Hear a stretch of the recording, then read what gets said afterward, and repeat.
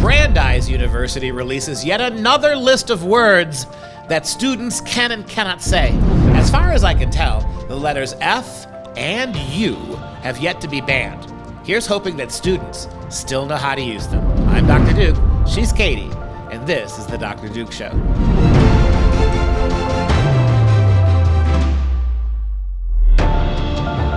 Hello, everyone, and welcome to the Dr. Duke Show, the only program that keeps you educated on the craziness impacting K-12 classrooms and college campuses around the world. Today's show is sponsored by Mike Lindell and our friends at MyPillow. This is my travel-size MyPillow, and one of the things they're offering you this week is Egyptian cotton Giza sheets. These are some of the best sheets in the world, made from some of the softest cotton in the world. And today, if you enter the promo code Dr. Duke, you can get 2 sets of sheets for the price of one. That's right, BOGO, as the kids say. Buy one, get one free. And you'll get free shipping to boot. Simply use the code Dr. Duke. That's DRDUKE. And if you go to mypillow.com, you can save up to 66% on pillows, towels, blankets, even dog beds. That's Dr. Duke, DRDUKE. Today we start in Massachusetts, where a university has just published yet another list of terms that they deem oppressive and unfit language for campus.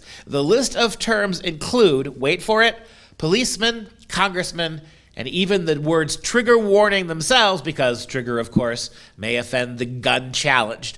And so this never ends. I mean, and they'll tell you, the thing that's so maddening about this, these campuses tell you, we're not forcing anybody to do anything, but you're a bad person if you don't stop using words we don't like. Nobody's empowered universities. Nobody has certainly empowered university diversity committees to tell anybody else how and what to say. In fact, when my kids take my class, I have them sign a little document, a little contract between me and them. And one of the things that I say to them in this contract directly is, quote, if you feel that you have the right to censor the speech of somebody else or tell them what to say and what not to say, you got to drop this class immediately. That's my attitude. I don't care who you are. You have the right to tell anybody to use any words at all. You have no right to do so in this country of ours. And so all of these diversicrats with all of their don't use this, don't use that, they're the fascists masquerading as inclusive.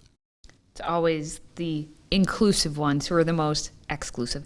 The Prevention, Advocacy, and Resource Center, PARC, is the ones who are doing this, and they deem themselves to be the resource for students impacted by violence, sexual assault, or stalking. And so they came out with this new little gender guide, and we've been seeing these gender guides at universities across the nation, and most of the time it has been, oh, you can't say like congressman, policeman, like the gendered man language.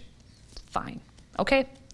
We've now it's getting even crazier. You can't take any walk-in appointments anywhere. You're like, why? What's wrong with walk-in? Well, that's ableist. Some people can't walk. Some people can't. Can you take roll-in appointments? Can you take hobble in? I don't know. Carry in? Carry out? We're not even sure. I'm sure that carry in and out is somehow ableist as well. Well, yeah, I would imagine carry out. You know, because if you can't, that's ableist too with arms. Yeah, absolutely. Okay. We would have to switch to the British system where they call it takeaway. But even that implies, right? You're mobile, right? This is true. Now, you can't, this is funny because as a rule of thumb, you can't say rule of thumb.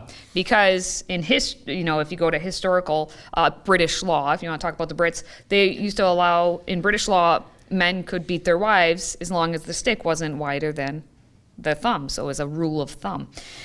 So that is, if you ask one college or find one college kid who actually knows what rule of thumb means back then, and what really bothers me about who could get offended by that? Is you're right. You're not. These are not things that bother students. These are things that bother $80,000-$90,000 a year diversity officers. Yeah. It doesn't bother any students until those diversity officers make them bothered by it. But the simple fact that you said trigger warning. You can't do trigger warning, which is what the progressives have been using. That was their word. That's a trigger word. It's a because trigger gun. Yeah. Oh, so that's a trigger to them by saying trigger warning. Seriously, but if you're going to play that game, then you can't say lock, stock, and barrel, can you? Oh, you can't say pretty much anything. That's gun related. If you're going to say that, then words like handle or Chamber. Barrel. I mean, chamber, well, think about yeah. it. Can we use the word chamber anymore? Magazine? I mean, think about it. You want to play that game, right? All of it. All of it. All But this of is it how has stupid to- it was. My favorite is picnic. Picnic. Because apparently, back in slave days, that sometimes there would be picnics held on days when slaves or African Americans were lynched. So the whole world picnic. So look, how many bad things? I guarantee you there have been picnics where people have been raped. So don't use the word picnic anymore. Don't use the word movie. Don't use the word beach. Bar. Don't use the word bar, Drink. countryside. Anything. Exactly. You But cannot use Joyce Carol Oates, who's a very progressive and very great writer. She's one of our greatest living writers, even though I'm not a big fan of her work. Nevertheless, she came out and said something really wise. She said, isn't it interesting that these idiots, she didn't use the word idiot, isn't it interesting that these people were banning the word picnic because of its association with lynching, but haven't banned the word lynching? Exactly. I mean, which is the worst of the two words? How about the actual action, not the... Right, exactly. I mean, it's so random what they do, and it's all just made up. Literally, you've heard the phrase pulling something right out of your clavin, right? That's what this is. This is an exact example of this. It's just things that bother them in the moment. Things that when they look around because they've been so conditioned, these university professors and these diversity officers, they've been so deeply conditioned to take the worst possible spin on something anybody says, any word, any phrase of speech, all of it has to be systemically racist. So it's completely random what they decide on. Well, I'd say no can do or long time no see, but I can't because that's racist. Anti-Asian, long time no see. And indigenous people. Long time no see.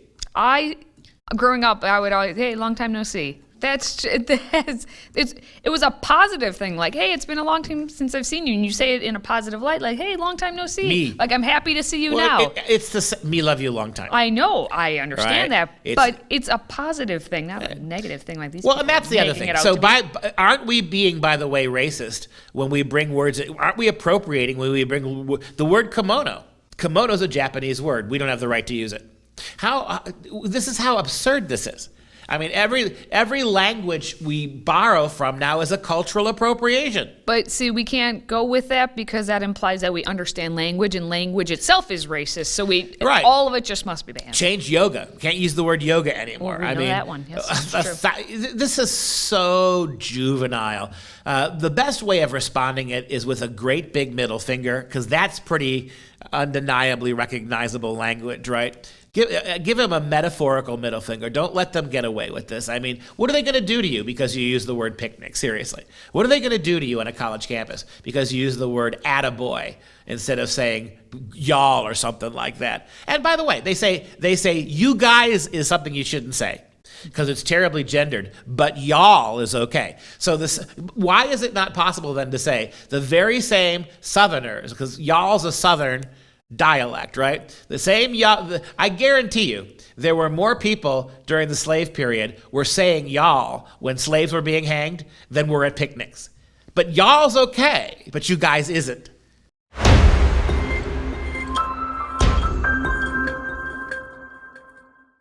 Now, before we move on, let's give a quick reminder that the best way, the only best way to access our content is to download our Freedom Project Media app. Simply search Freedom Project in your app store, download, and then make sure you allow for notifications. And if you are liking the audio podcast version, we are available on Apple, on Google, on SoundCloud, and everywhere else. Now let's move on to some more stupidity, because we live in the land of stupidity. We actually had BuzzFeed, and when you have to count on BuzzFeed these days to do the journalism of the nation, you know you're in trouble. Dark But times. BuzzFeed is providing hard-hitting journalism today, and they were seeking for comments, and I guess they talked to 35 people. So again, sample size pretty small, but it wanted comments from people about the possibility of Joe Biden canceling student debt. Okay, because remember, way back when, a year ago, Joe Biden said, in the first 100 days, I'm going to cancel $10,000 of your student debt. And everyone went, yay! Not everyone. Everyone who likes Joe Biden did that. So first 100 days have come and gone. You still have your debt. So they wanted to, count on these people and ask them, what would it mean? What would it mean if $10,000 of your student debt was canceled? And BuzzFeed, being BuzzFeed, provided the most thought-provoking responses, according to them. We'll give you a couple examples. Number one, I have $180,000 in loans, and I don't think I'll ever get out of debt. I make a good living, but due to my debt, I live paycheck to paycheck and still have to borrow from my parents, and I'm 37. I feel like the only way out of this is full student debt forgiveness or getting hit by a bus. Well, with all due respect, it's better for our economy if you get hit by a bus real quick. And it's probably better for your parents, too. Look, who told you to take out $180,000 a year? Who told you that? I mean, what grade were you in? You clearly had to be over 18, right, at some point? I mean, seriously, $180,000. It didn't dawn on you that you're going to have these problems? I mean, and so now it's everybody else's responsibility but your own, right? Okay, I get that. But here's the thing. Some of the things that these people are saying are shocking. That they can't have children. Children in marriage, they're being told, these people are saying, are luxuries that we can't afford. One of the fastest way to get out of debt is get married to a hardworking man or woman. Pool your resources. But no, they're saying that we're so in debt that we can't get married, we can't have kids. They're luxuries. Since you jumped ahead to that one, I will read that one by another person named Anonymous. Anonymous. I owe about $90K for an undergraduate degree and work in public education. Wait, $90,000 to be an educator. Okay. Now that's what I expect out of my education people. That kind of commitment to economic ignorance. Well, it would be interesting when they don't include this, but which universities are these people coming from? Because it would be very, very curious to see if they're in the California system, the New York system, anywhere that's bigger.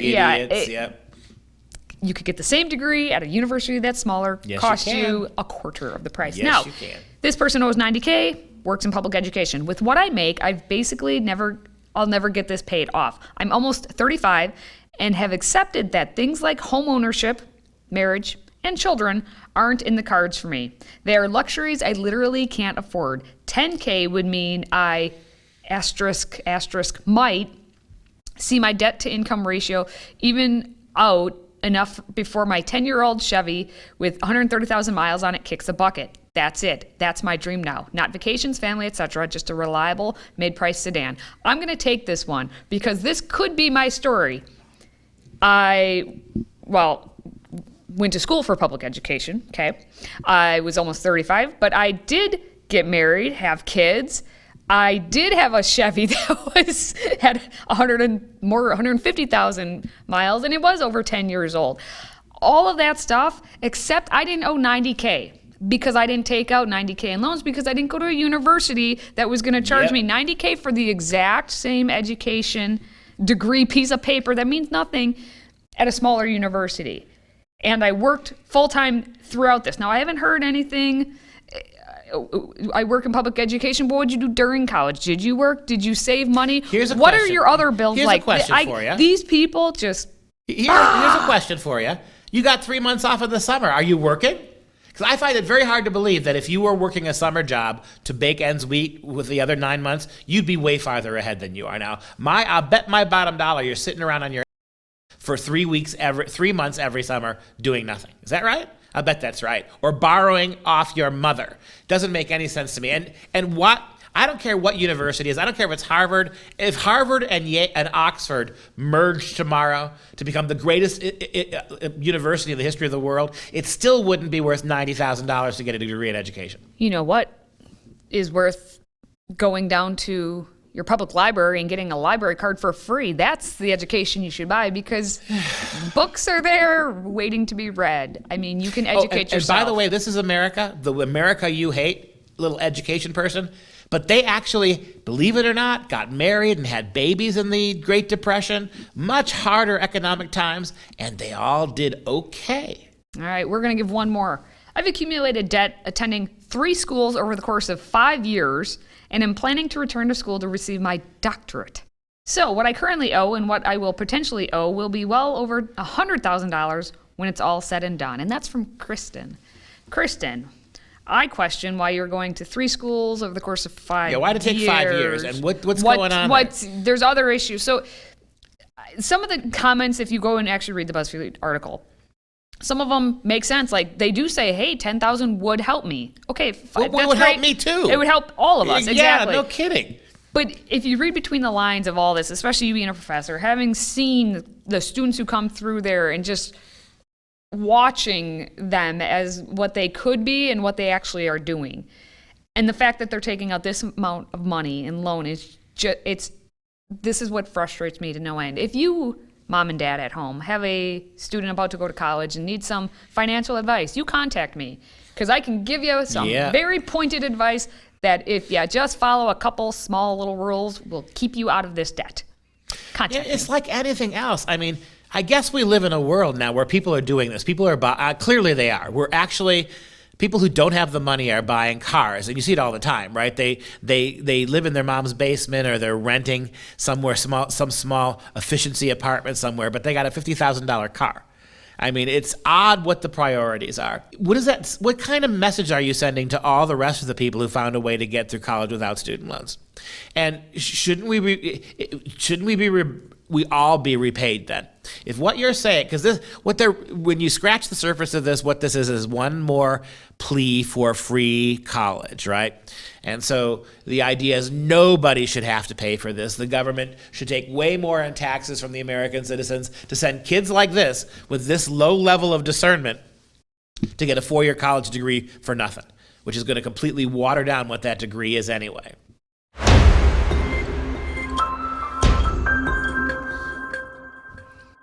Our next story focuses on some Pennsylvania parents who were so woke to fight the woke curriculum that's being taught in their children's schools, so they're fighting for their kids. We have Maureen and Christopher Brophy. They are Magungie residents. Magungie, I'm not sure, Pennsylvania. I apologize. They're residents. They're suing the East Penn School District for refusing to allow them to exempt their children from the lessons that are designed to teach the precepts of wokeism in the classroom. So they're suing them with a lawsuit that states that topics discussed in their children's classroom included systematic racism, white fragility, religion, white privilege, Black Lives Matter, and police brutality. And that basically they're saying that they have been discriminating against Christianity. Now, this family being Christian are saying, how can you not allow our kids, because it goes against our religion, that the fact that you're teaching this wokeism in their classroom. So the East Penn School District solicitor, Mark S. Fisher, appeared to basically dismiss the parents' concerns, and even the lawsuit. He was presented with the lawsuit, dismissed it, and said that, well, anybody can file a lawsuit by paying the filing fee. Being successful is something completely different. Right, so we've got district lawyers, we've got state lawyers. You go ahead and file your little Christian lawsuit, do what you got to do. You're not going to really stop us. And I can promise you this, if the court were to rule in favor of this family, his attitude would be, well, it's only money. It's only one. Right? Yeah, If we got to pay this one family off to be able to bring our woke values into the classroom, we'll do it every time. And so the parents started complaining about this last school year when Robin DiAngelo's White Fragility made its way into the high school as required reading. Now, they have a 16-year-old son and a 15-year-old daughter who attended Emmaus High School. And by the way, look at the name Emmaus and think about our Christian heritage, right? This is what these administrators are so quick to mock. Fascinating. So the Brophy said, this, if you know Robin DiAngelo, we've talked about her, White Fragility, basically the female version of the Ibram X. Kendi, but she's a white liberal woman, who's making all lots of about money, whites being talking about how bad white people are, and you should be basically shamed for your whiteness, but not her. Made to care her about whiteness, her whiteness, and her willingness to exploit it has made her a blank ton of money. Just like Ibram X. Kendi, you can make $25K for speaking about how bad least white people are. At least Kendi's got the melanin cred as opposed to little white Robin. And she's saying, apologize. Now, so the family, they requested the school allow them.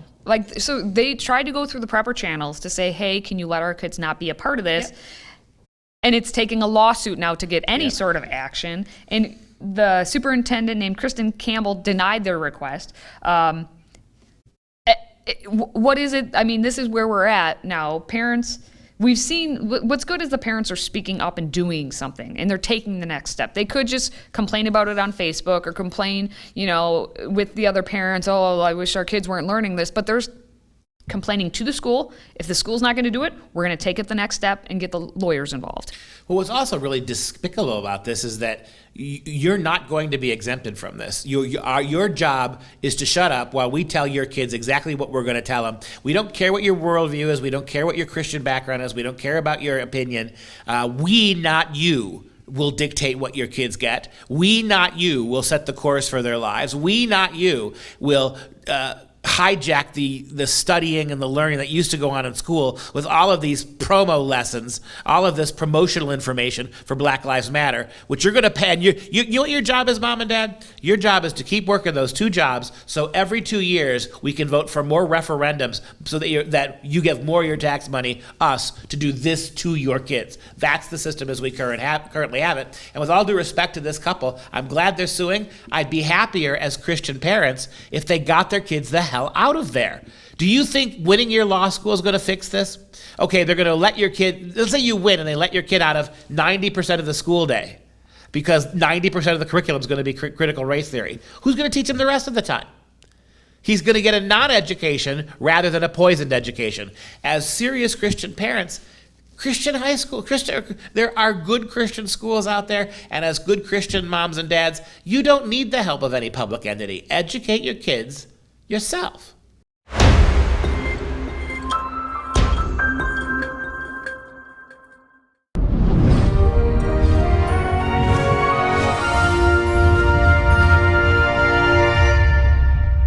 Time now for some real education today. All of this whining, all of this. Have you been with us all week? I hope you watch every day of the week, and you see just what radical entitlement these left-wing little snowflakes feel. These race-baiting warriors, these social justice clowns. It's all about entitlement. And so we try to use Instant Classics as a time to spend some portion of the show on uplifting things, other aspects, other opinions, other perspectives. And we're balancing out this critical race theory in the military this week, coming after our young soldiers and particularly our white soldiers and trying to deconservatize them, pull them away from God and country and patriotism. And one of the ways we do that is by bringing you the words of George S. Patton, controversial but brilliant, one of the great generals in American history, and a dedicated lover of the United States. Here's some quotes to try to balance out the scale. Quote, "If everyone is thinking alike, then somebody isn't thinking." Apply that to critical race theory. All they want is for your kids to think alike. Everybody think the same way. No one allowed to diversify, and that's exactly what he says. If everyone is thinking alike, then all of them aren't thinking. How about this? Quote, "Accept the challenges so that you can feel the exhilaration of victory. Being handed trophies that you didn't earn, being given toys and trinkets and awards simply because of your identity isn't real victory, nor is it anything you can really enjoy. How about this? If a man does his best, what else is there? Treat him like an individual. We all have individual capacities. If a man does his best, that's enough. It may not be your best, but it's his best." All right. If you enjoy our content, please support us by joining the Patriot Club. Your one-time $99 tax-deductible donation allows us to keep bringing you these stories every day. Simply visit patriotclub.us to get signed up, and once you do, we will ship you our signature tumbler as a little thank you. Now we want to take a moment to show some love to our Patriot Club members, and today we're giving a shout out to Susan from Litchfield Park, Arizona. Susan, thank you for supporting us. Susan, thank you for supporting us. And that wraps up this show. For Freedom Project, I'm Dr. Duke. She's Katie. Until next time, stay educated, my friends.